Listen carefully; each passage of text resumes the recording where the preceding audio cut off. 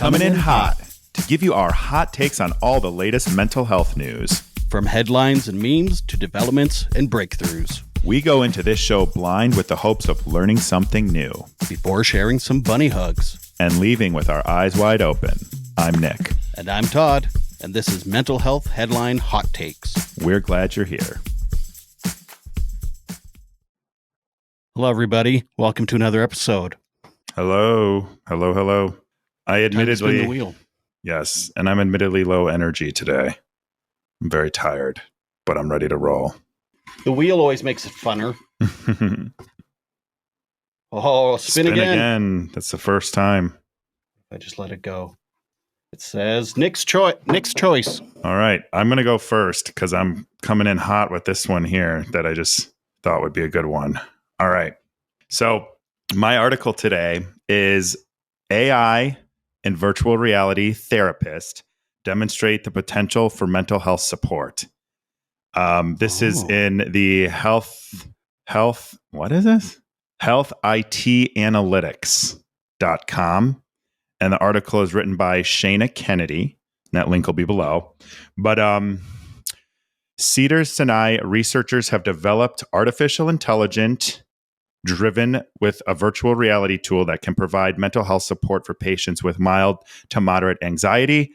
This is a new study showing that it's being helpful, and it is a tool that was created in an ongoing shortage or in a response to the ongoing shortage of mental health professionals in the United States, along with the mental health care access challenges. So this came out today. This is September the 12th. September? Oh my God, dude, I'm telling you, my brain today, it's like not working. It's February 12th. Oh. It came out today, a few hours ago, when I first started looking for a new article today. So this is interesting to me because I actually have several, one friend who had a app called Stigma, which was around mental health, creating community in this app, almost basically giving people the opportunity to like reach out for help and offer help if they needed it. Okay. But they were developing a AI assistant that could help in these instances when someone wasn't available. So to me, I think there's a lot, and this is a large language model too. So basically it's just taking a lot of information and compiling it and making it accessible to the people who are in need here. I have very strong feelings about AI in general. And I think there's like a lot of ethical questions that need to be considered around AI. And I'm back and forth on this specific topic because obviously I've had some time to think about it, and then seeing the article made me think about it. In theory, I'm for it. I think it's good to get as much support for people as you can, whether that's in the mental health space, in work, and whatever, like wherever AI can help.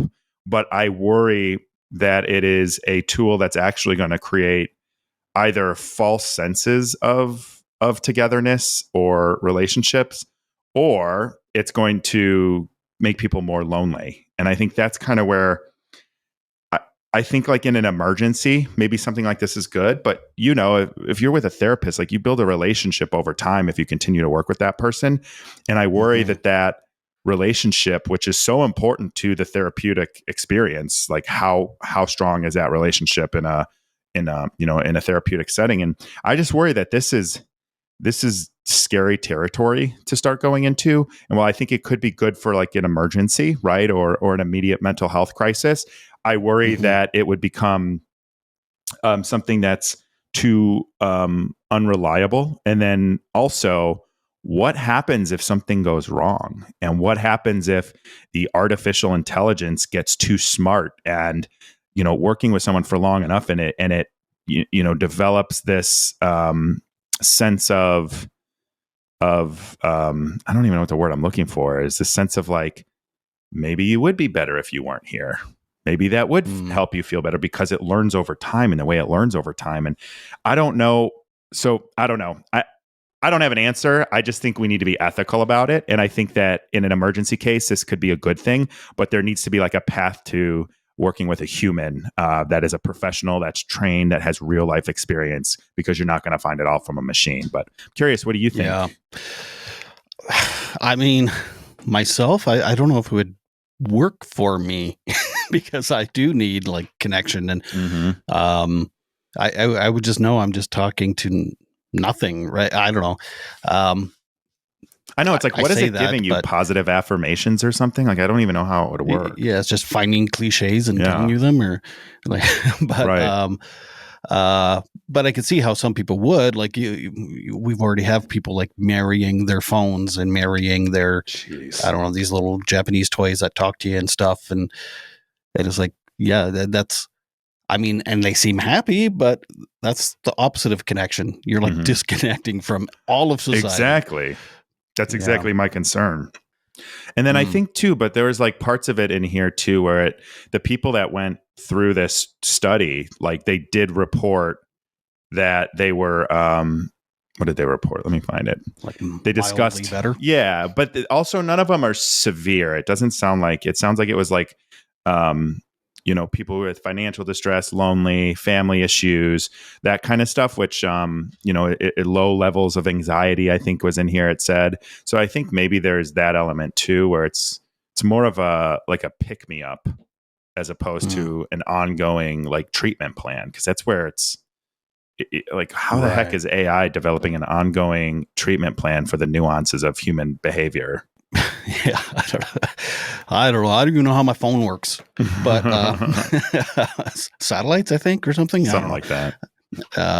But it'd be, I think I have the same concerns as you do, I think. But again, it's just so, I just wouldn't work on me at all. Yeah, it just, I may as well just Google things that cheer me up, like, as opposed to talking to something that's, or go tweet at Elmo. Yeah, that's right. Go trauma dump on him, but yeah, I wonder, if it does really catch on and take off, then our like human therapists, like, well, that's no longer needed, right? That's the whole thing. Like, this is taking us a step closer to like the metaverse, which is a whole nother conversation. I'd be happy to have sometime, but to me, it's just like, where's the like lines? Where's the ethical lines of what we can and can't do or will and won't accept as a society when it comes to artificial intelligence? And I'm all for, like, that's why we have the crisis hotline, right? Emergency care at your fingertips. So, for that, sure. But there has to be, like, I think, a pathway to get that person into the proper treatment protocol.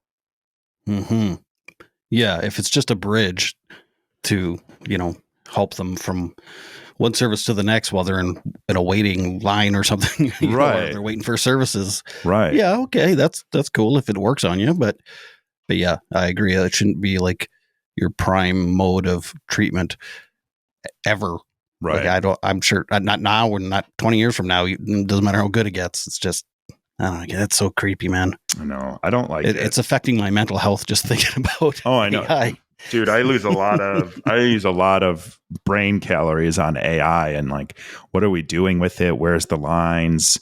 I feel like there's so many jobs that are being lost, but they're not being lost in the way that, like, I think people thought they were. And then when I think about, I think about these companies, and they're like, we support your mental health, which we've talked about here. And then they go lay you off, and maybe your severance package is like a subscription to the AI therapist or something. And it's just like the biggest FU on the way out. It's like, it's just some software. Yeah. Like that you probably helped build, and they're like, yeah, right. I mean, honestly, we've never met in person, so you could be AI for all I know. And I feel a connection with you. So, well, maybe I don't know, maybe it would work on me. Maybe it would. It is interesting though, because I remember, when was it? It's probably like 10 years ago. There were, like, before Siri was like a thing, before Google Assistant was a thing, there were these apps that would let you build like AI assistants, and they would kind of look not as real-ish as AI looks now, but more like an avatar, but like realistic enough to the point where, like, the things they would say and things they would offer to do, it was very dystopian almost, and I don't like it. If I'm fine having like an assistant on my phone, but I'm not calling it a name. I don't want it to talk to me like it's a human. Yeah, you got to keep like that separation. So this isn't my article, but this reminds me of something. I saw a documentary a while ago about mental health stuff or software. I can't remember what the hell it was about. But there was a company in San Francisco that was they would take all the tweets and all the texts and all the stuff from a loved one that died, and then they would create speech that person would use, that kind of, Yeah. And so if you had a loved one that you were missing, you could actually text them and they would respond. Literally a Black Mirror episode like that. Yeah. Yeah, I know. That's like, oh, yeah, they're uploaded to the cloud now. Good old AI solving the world's problems and starting them. I hate it. I'd almost rather not have it at all. And I think you can tell too, like if you look at some of the like images and stuff that AI tools have come up with for humans, and you can see it just like doesn't get the nuance of humans. It just, you're there's like the hands aren't quite right. And there's blank stares on their faces that are kind of creepy to look at. And it's just, there's that human element. There's that nuance that a machine will never be able to replicate or duplicate, in my opinion. And the logic behind it may work in some situations, but I know sometimes, like with my therapist too, there's times where I need her to be like, yeah, your life fucking sucks right now. That's okay. That doesn't mean it's always going to suck. Is AI going to say that to me?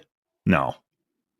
But she also knows I need to hear that sometimes, or she'll know, sometimes there's like I have a sense of doom and gloom, like about this AI stuff, where it just kind of feels like we're sleepwalking into this like bad scenario that we're not thinking through as a society. And I know like sometimes like she'll have that nuance of like my personality and know that I don't want to hear a positive affirmation all the time. I don't want to hear things are going to get better. I want to hear things suck right now. That doesn't mean they're always going to suck, but they suck right now and that's okay. And how is that? I don't know if a machine can do that. Right. Yeah, I fully get what you're saying, because I have a friend that when he's down, it's like I try to be soft with him and be gentle and empathetic. It doesn't work on him. He prefers when people are like, quit being a pussy and get your shit together. Like, you know what I mean? And like, so yeah, is an AI going to read each personality and develop itself around that and tell them what they need to hear? Or is it just going to be like, give yourself a hug today? Or, I don't know. Maybe that's why it's just for crises only right now. It's not, because there's no nuance. Yeah. Well, anyway, so okay. AI therapist coming soon.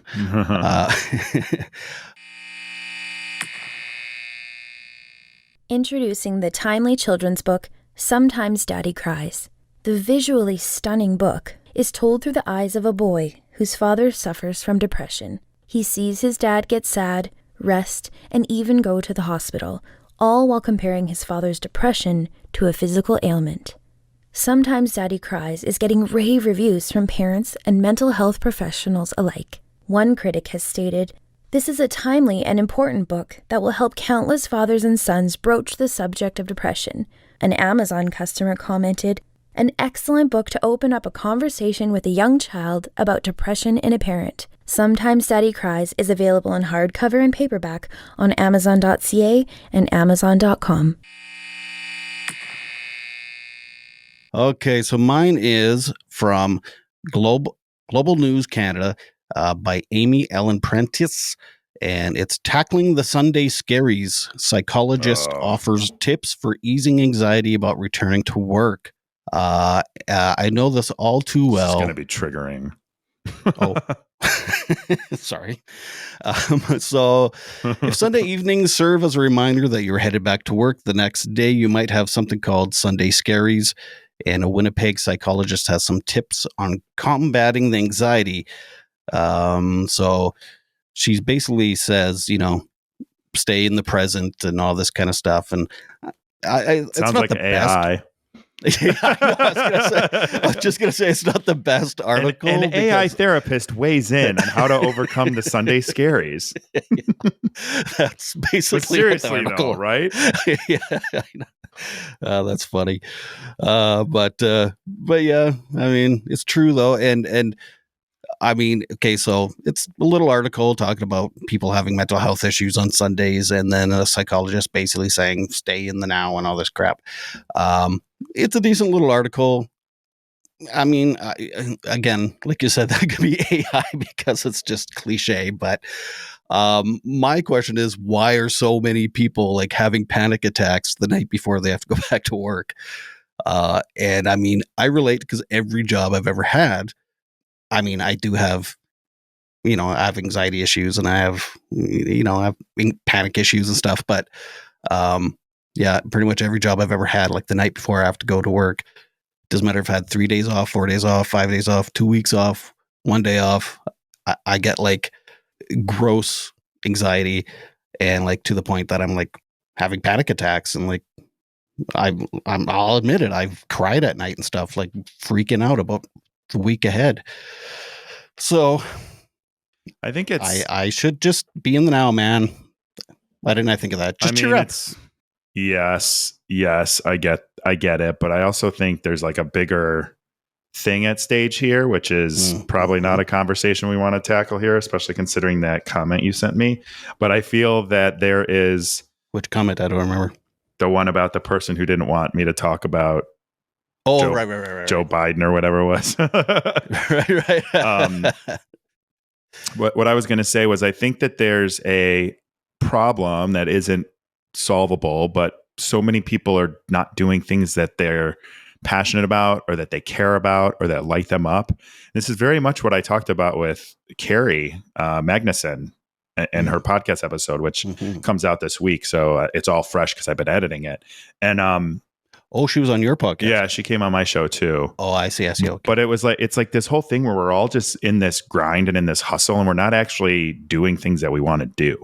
Like I don't get the Sunday scaries if I'm doing something that I enjoy, or I mean, there's honestly, man, sometimes it's like Friday and I'm like, thank God it's Friday. It's 5:00. I'm done. And I'm like, I got 2 days and then I'm back at it. Like I do think it's like the Friday scaries, but I think it's because we're not. You can't even enjoy the weekend because you're just still fried and yeah, that stuck feeling too. It's like, oh God, I have no option, but I have to go back. Yeah, I think that's part of the Sunday scaries, though. Is so many people are just doing things and they don't have the option or the wherewithal or the resources or the opportunity to do something that they love and care about. I think that's kind of the origin. But instead of addressing that, we're going to just give you the coping mechanism to deal with how much you hate your job. But I mean, I'm being blunt and facetious a little bit, but yeah. No, yeah, I like it. Speaking of which, plus there's always the thought of if you do like your job, at any moment you could be laid off, which reminds me, that Bell Let's Talk Day we talked about a little while ago, and I was criticizing the company so it's the big mental health day in Canada. Yeah. Just this week they laid off 10% of their workforce. So. Yeah, you texted me that. I had responded. I had responded. I don't know. Did you get it? Yeah, it was like shocking. I bet they're going to give them some AI therapy support, an AI career coach. It could be their telecommunications company, so they probably have something up their sleeve like that. But yeah, it's like I've never even heard of that term Sunday scaries until today when I was reading that article. Oh, wow. Yeah. But just to know that it's a term, I mean, yeah, it's sad. I've had jobs, including this one. I mean, I will work every day if it's something I like doing. Mm-hmm. Me too. Maybe not 8 hours a day, but I'll screw around and work on a little bit and get emails and stuff. But really sucks, man. It all sucks. We were such bummers. I know. I'm really kind of it's not even crabby. It's just like exhausted, and I can't even. I just feel like I'm like, speaking of Sunday scares, I'm just like go all the time, and I'm a creative person, and I don't get a lot of time to sort of be in my thoughts, and then I get super tired and my brain fried, and Sunday scaries come Friday, as soon as I'm finished with the week. It's like, can anyone else relate to that? Does anyone else get Friday night scaries to go back to work and after the weekend? Yep. Can we do a poll? It's like preemptive Sunday scaries on Friday. Right. It's crazy. Well, it's no wonder people like binge drink on Fridays and Saturday nights, because it's like they're just, you work hard, you play hard or something. I don't know. That's the dream, right? I think that's the dream. Yeah. Well, hopefully we didn't depress a bunch of people. I know. It wasn't too bad, right? So I think, I don't know, AI therapists and could be good. Maybe it'll be good. And then stay in the now, man. Stay in the now. Sunday scaries. Don't worry about that job you might get laid off for when you go in Monday morning.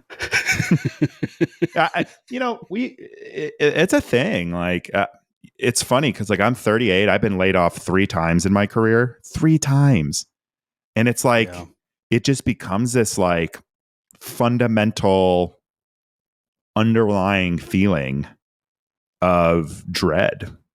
And it like, because everything we do, like my identity isn't tied to my jobs, but everything else is, right? Like my income, my healthcare, so it is. It's like Sunday scaries, and then you could literally wake up one Monday and not have your job anymore, and it's like it's crazy. Then that being said, I know a lot of people that got laid off from jobs they hated, and it was like, they were freaking out because of finances and stuff, but then they opened their own business or became successful, successful, quote unquote successful. Right. They're not millionaires, but they're happy getting up and going to the restaurant they own, or, whatever job they have, podcasting. But at the same time, it's a big kick in the junk at first, but it's also sometimes the motivation you need to go do what you want to do. I think the thing that sucks here in the States, I know it is for me anyway, is we have so much tied to our jobs that there isn't really a social safety net. And it's when I lost my job the last time, I took some time, and I did, thankfully I was able to have some savings, and I had like 2 months where I really didn't think much about it. And I kind of paced myself and I tried to recharge. And if something looked like a good fit, I would apply, but I wasn't seeking it out. And it did help, like in some elements, but I still think there's always that like pressure of like, my unemployment only lasts 6 months. My unemployment didn't even cover my mortgage. So it was like, where is the creativity and the entrepreneurial spirit when everything is tied to your income and not even like providing any social safety net? It's a very, very like dire state, in my opinion, of where we are. Yeah. But it sounds like you're not living in the now. True. I'm not. I'm living in the I'm starving and I can't wait to finish recording so I can go eat dinner. Okay. Well, let's end this episode. Yeah. Well, thanks for listening, everybody. Thank you guys. And don't forget, don't forget, follow us, but also shoot us some articles or topics if you want us to discuss them, and we're happy to incorporate them. Yeah. Until next time. See you, buddy. Peace. This has been our mental health headline hot takes. We're so glad you came. Remember, when you heal yourself, you heal the world. Be sure to like this video, leave comments, and suggest articles for future episodes. Hit subscribe to Eyes Wide Open and Bunny Hugs and Mental Health.